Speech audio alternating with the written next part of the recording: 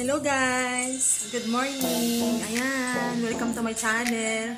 Nandito na po kami ni ate sa Alriga, sa Meeting Lady Salon. Ayan. Ayan. Panoorin niyo si ate din yung mga nagpo-post pa. Nagpa-hair spa. Ayan. Oh, hanapin niyo daw si ate Hani para ma-assist kayo ni ate Hani. Para ma-assist ko sa'yo sa taas. Hanapin niyo ako. May taas pa ba? May taas pa ba? Ito na. Ay, galing sa labas niya. Galing siya sa baba. Galing sa baba. Hanapin niyo si Hani, taga-entertainer ng customer. Ayan. Oo, galing sa baba. Tapos sasamahan niya kayo akit dito sa taas. So, ayan. So, ito guys, pang ilang anli na ito na babalik-balik dito sa ladies. Ayan, ang Meeting Lady Salon. Ayan, ay, ang ganda ng cactus nila dito. Ang ganda, daming marble polish. Ayan. So, pang ilang beses na namin ito dito guys. Akit kayo dito. Ano naman ang stock namin? Ayan, ano to dito, te? Ay, Massage. Massage facial. Then, ayan, hanapin niyo ako guys. Sige, dito tayo. Yan. I-refer ka dito. Basta papunta niyo. Sige, hanapin niyo ako sa baba, sa Alpuatsin Building. Hanapin natin niyo si Hani. Walang hindi nakakakilala kay Hani dyan. Ayan, Hani. Ang sweet ng pangalan ni ate, Hani. Hani Bear. Ayan.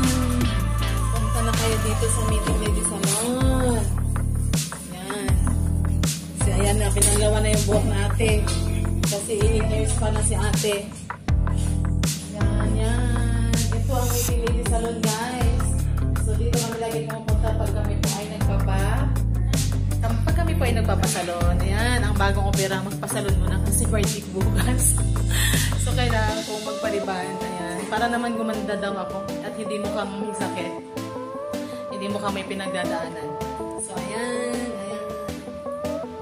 Guys, sa Meeting Lady Salon. Welcome to Meeting Lady Salon. So, ayan. Iko-continuous ko na lang yung video pag inano na nila. Ngayon ay July 4. Today is Sunday. So, bukas din tayo Monday for people. Ayan guys, update ko kayo na. Bye!